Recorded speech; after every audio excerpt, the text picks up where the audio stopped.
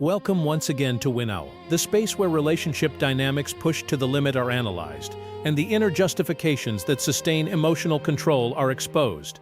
In this installment, we will dive into the mind of a man who, obsessed with stability and objective perfection, is willing to demolish his marriage in order to impose his vision of reality. The story that follows, which is presented in order to preserve the total privacy of its protagonists as it could not be otherwise, comes from a confession, anonymous, published in the Temple of Unbreakable Logic, a forum dedicated to the self-justification of drastic decisions. The author is a 40-year-old man, whom we will call Mr. X. He uses the platform to expose his position, insisting that his actions are not due to greed or financial control, but to a matter of preserving the integrity of his life. According to what I read while preparing this script, the conflict erupts when his wife, 42 years old, whom we will call Mrs. Z, secretly schedules a breast reduction surgery, a procedure that she has wanted since the age of 15, while the husband prepares for his personal war, believing that his physical rejection is his final weapon and an act of love. Careful, because we are starting off at full speed. Let's go directly to read his very personal story. I am a practical man. I always have been. At 40 years old, I have built a life of order and stability. My wife is 42.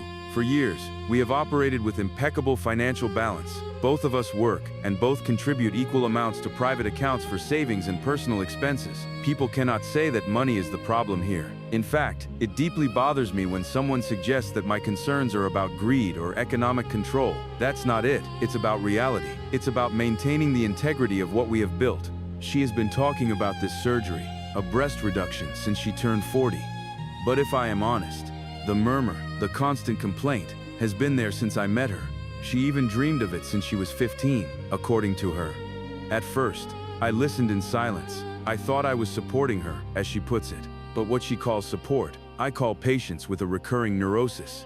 I've always wondered, why ruin something that is objectively perfect? My wife, she is the definition of radiant maturity. Her figure is immaculate. Her breasts, large and full, are a fundamental part of the woman I fell in love with, and of whom I feel proud. She insists that she has back pain, or that she can't dress as she wants. I see excuses. I see a mind, brilliant in other aspects, colonized by an absurd dissatisfaction. When she asked me to accompany her to the first consultation, I agreed. Why? Because I needed to be there. I needed to be the responsible adult in the room. Consultations are usually private, but I insisted on accompanying her to the first part. I had to evaluate the threat. I had to see the face of the man who planned to mutilate the work of art I appreciated. A minute to interrupt the reading. My mind was clear. If she wanted to go ahead, she at least had to pass through the filter of my skepticism.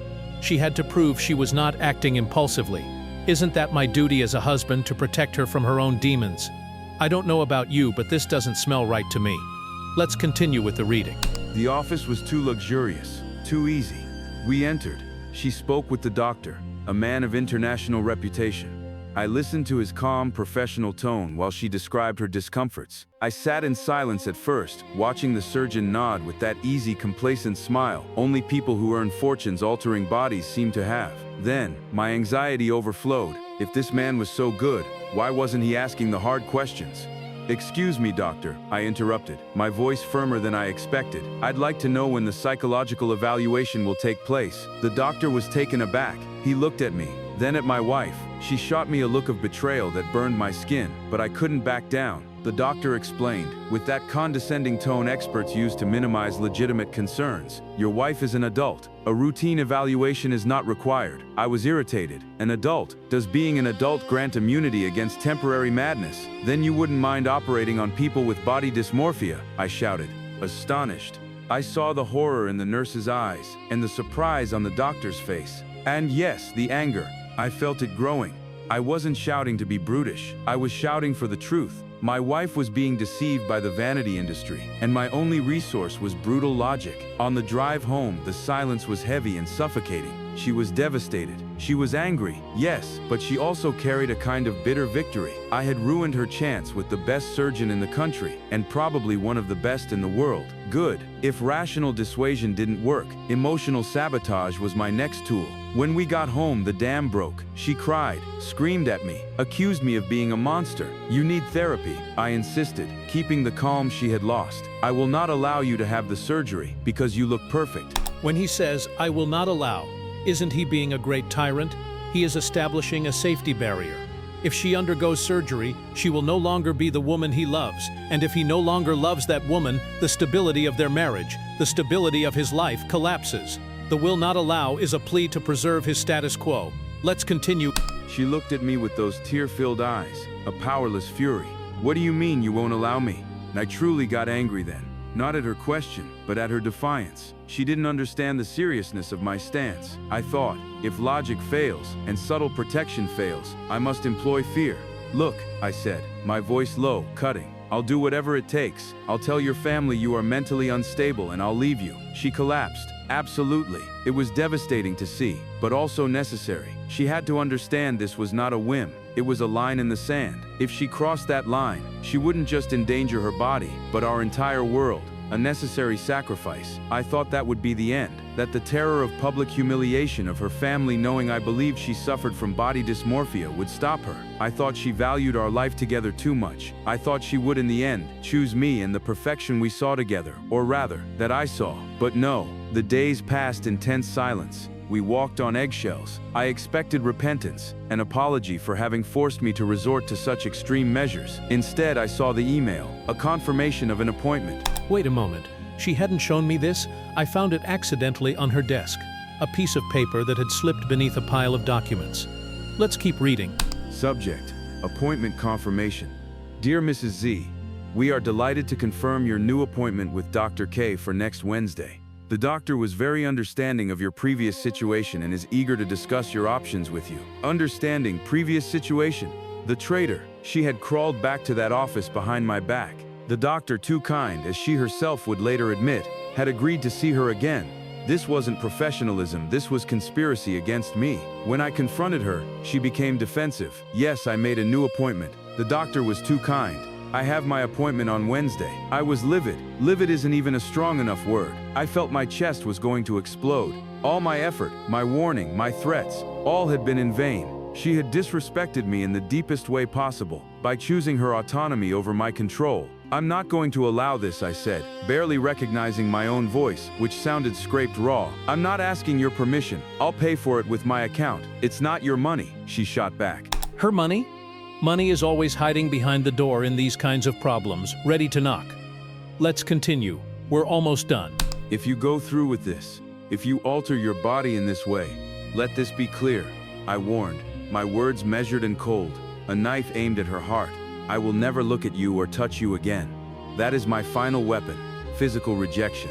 I know what she values, and I know that the love and admiration I offer are her drug. If I stop giving it, if I become a distant, silent spectator, visibly suffering from her mistake, she will pay a much higher emotional price than the discomfort of her large breasts. From that moment, the atmosphere at home has changed. I have withdrawn into a kind of silent watchtower. I observe her every move. Her happiness at the prospect of surgery seems to me a symptom of her illness, proof that my diagnosis of body dysmorphia was correct. She is preparing for Wednesday. I am preparing for war. I don't care if the rest of the world thinks I'm the villain. I don't care if they think I'm an abusive husband using emotional abandonment as a tool of control. I know my truth. I am trying to save her. I am trying to preserve the perfect woman who insists on destroying herself. When she returns from that surgery, if she does, and realizes the problem was never in her breasts but in her head, she will thank me for having warned her. And if the price of that salvation is that I will never again see her as my wife but as a patient I tried to protect, it is a price I am willing to pay, even if it hurts me inside. My silence and my rejection are not punishments. They are the logical consequences of her disobedience to reality. I remain here, in my truth. She is perfect, and if she cannot accept it, I must force her to accept it, even if through the threat of the total destruction of our marriage and her reputation. This is my final act of love.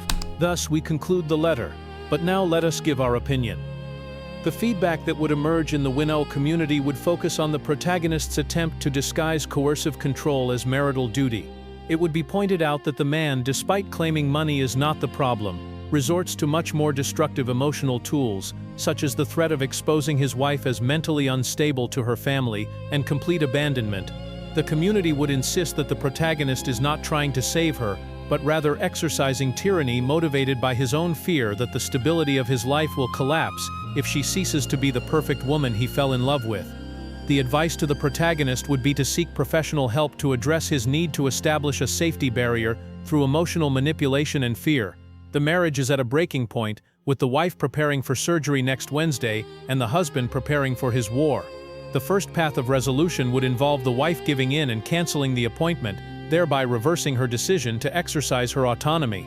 The apparent benefit for the husband would be the immediate preservation of the status quo, validating his use of emotional sabotage and fear of public humiliation as effective tactics. However, the cost for the wife would be to continue enduring the back pain and frustration that have accompanied her for years, while consolidating a pattern of submission to her husband's will, which he considers the only rational truth.